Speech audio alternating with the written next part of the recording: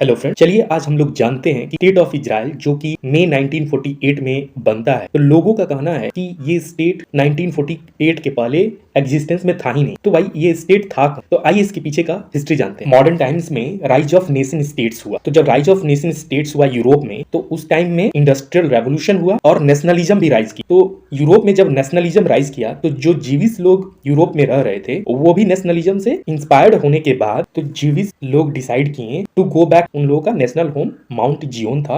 और mount Xeon क्या था? एक प्लेस था जहां पे याहवेह नाम के इजरायली गॉड ड्वेल्स करते थे, वहां पे रहते थे मतलब। और जो ये माउंट जियोन है ये लोकेट करता है पैलेस्टीन में। और उस टाइम पैलेस्टीन जो था वो पार्ट था ओटोमन एम्पायर का। और उस टाइम ओटोमन एम्पायर्स में Palestine, Iraq, Syria, Lebanon, Jordan, Egypt, ये सारे देश ओटोमन एम्पायर के पार्ट हुआ करते थे। तो 1896 में थियोडोर हर्जल नाम के एक पॉलिटिकल एक्टिविस्ट और जर्नलिस्ट हुआ करते थे। तो उन्होंने एक मीटिंग रखा बासिल सिटी में, और वहां पे जो भी यूरोपियन ज्यूज थे उन लोगों के उस मीटिंग में बुलाया। और वहां पे एक पॉलिटिकल कैंपेन लॉन्च किए उन्होंने। थियोडोर हर्जल ने पॉलिटिकल कैंपेन लॉन्च किया जिसका नाम था जियोनिज्म। और इस जियोनिज्म कैंपेन का एम क्या था? To go back to Palestine. Palestine फिर से वापस जाना इस जियोनिज्म मूवमेंट का मेन एम था। सवाल उठता है कि इस जियोनिज्म कैंपेन को शुरू कैसे किया जाएगा। तो इसमें सबसे पहला क्या था कि सबसे पहले रिच ज्यूइश लोग पैलेस्टीन जाएंगे और वहां पे वो लोग लैंड परचेज करेंगे पैलेस्टीनियन अरब से। और लैंड परचेज करने के बाद वो लोग वहां पे सेटल कर जाएंगे बहुत ज्यादा संख्या। और जब बहुत ज्यादा संख्या में जब सेटल कर जाएंगे तो सेकंड स्टेप क्या होगा कि पुअर ज्यूस जो लोग गरीब ज्यूस हैं वो लोग जाएंगे पैलेस्टीन और तब सेटल करेंगे। तो 1896 से ज्यूइश पैलेस्टीन जाना स्टार्ट कर दिए और तो वहां पे सेटल डाउन भी होने लगे। वर्ल्ड वार फर्स्ट के पहले ब्रिटिश और फ्रांस ये ऑयल बाई करते थे ऑटोमन एम्पायर से। लेकिन जब वर्ल्ड वार शुरू हुआ 1914 में, तो ब्रिटिश और फ्रांस एक साथ थे लेकिन और खुश भी थे। लेकिन but at the same time British और फ्रांस वो लोग दुखी भी थे क्योंकि ऑटोमन एम्पायर उस समय जर्मनी के साथ था। तो बाई 1916 ब्रिटेन और फ्रांस ये सोचने लगे कि जो डिफिटेड टेरिटरी है वो लोग इस टेरिटरी के साथ क्या करेंगे। जो युद्ध में टेरिटरी जीता हुआ है उस टेरिटरी के साथ ब्रिटेन और फ्रांस ये दोनों लोग सोचने लगे कि भाई इस टेरिटरी का हम लोग क्या करेंगे। तो 1919 में फर्स्ट वर्ल्ड वार एंड होता है और ब्रिटिश और फ्रांस इसमें जीत जाते हैं। तो जब वर्ल्ड वार फर्स्ट जीतने के बाद ब्रिटिश और फ्रांस ये अनाउंस करते हैं एक कॉन्सेप्ट को जिसका नाम था मैंडेट सिस्टम।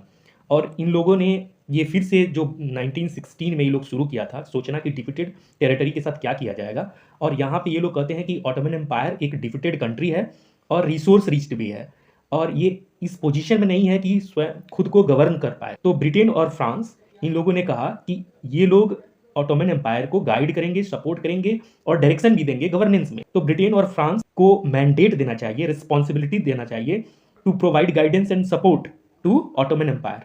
और यहाँ पे ब्रिटेन और फ्रांस ये लोग मैंडेट पा जाते हैं ऑटोमन एम्पायर को गवर्न करने का। और ये क्या करते हैं कि ब्रिटेन और फ्रांस क्या करते हैं, डिसाइड करते हैं कि ऑटोमन एम्पायर को डिवाइड करने का। तो ऑटोमन एम्पायर को दोनों ब्रिटेन और फ्रांस के बीच बांटा जाता है। तो ब्रिटेन को क्या क्या मिलता है जो मॉडर्न टाइम्स में अभी है? इराक और जॉर्डन और पैलेस्टीन मिलता है ब्रिटेन को। फ्रांस को मिलता है सीरिया और लेबनान। तो ऑटोमन एम्पायर के डिवीजन के बाद पैलेस्टीन ब्रिटिश का मैंडेट बन जाता है।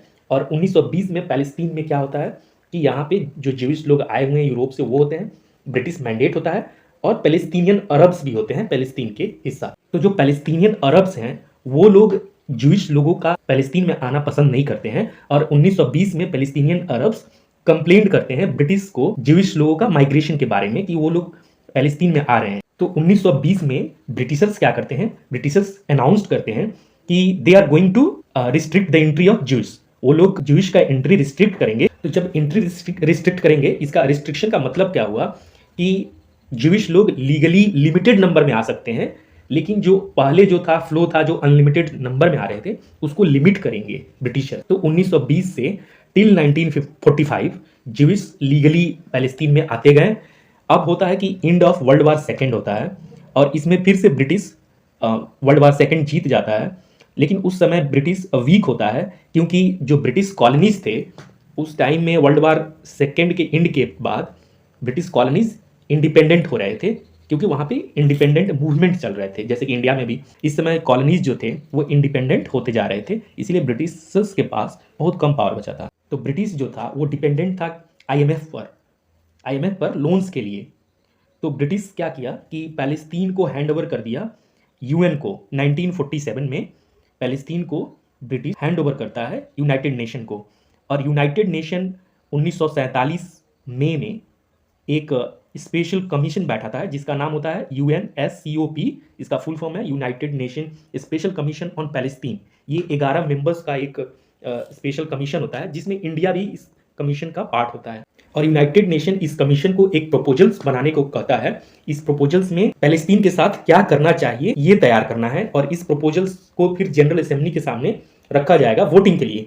तो कमीशन ने, जो एक 11 मेंबर कमीशन था, तो कमीशन ने 2 प्रपोजल्स रखा। पहला प्रपोजल्स क्या था? पार्टीशन पैलेस्तीन, ज्यूइश और अरब्स के बीच में पैलेस्तीन को पार्टीशन करना। और दूसरा प्रपोजल्स क्या था कि यूनाइटेड फेडरल अरब पैलेस्तीन बनाने का। तो ये दोनों proposals United nation general assembly के सामने रखा गया वोट के लिए नवंबर 1947। और इसमें जब वोटिंग हुआ तो मेजोरिटी वोटिंग जो था वो फेवर में हुआ पार्टीशन पैलेस्तीन के फेवर में। तो अब पैलेस्तीन का यहाँ पे पार्टीशन हुआ ज्यूइश लोगों के बीच में और अरब लोगों के बीच में। दिसंबर 1947 में पैलेस्तीन का पार्टीशन हो जाता है 2 स्टेट्स में। तो पार्टीशन के बाद एक प्रॉब्लम आ रहा था कि जो ज्यूइश पैलेस्तीन बन रहा था उसका एरिया बड़ा था अरब पैलेस्तीन से। तो यूनाइटेड नेशन जॉर्डन और इजिप्ट से बोला कि भाई आप लोग अपना कुछ एरिया को सीड करके ये अरब पैलेस्तीनियन को दे दीजिए, जिससे कि इनका एरिया भी एक एडिक्वेट साइज का हो जाए। तो इजिप्ट अपना कुछ एरिया सीड करता है in favour of Arab Palestine को, और ये एरिया जाना जाता है गाजा स्ट्रिप के नाम से। और जॉर्डन जो एरिया सीड करता है in favour of Arab Palestine, वो एरिया जाना जाता है वेस्ट बैंक के नाम से।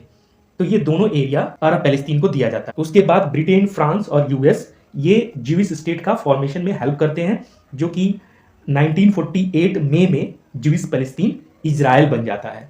तो ये है स्टोरी इजराइल के फॉर्मेशन का। So in May 1948 Jewish Palestine became officially Israel. तो ये है। Thank you for watching our videos.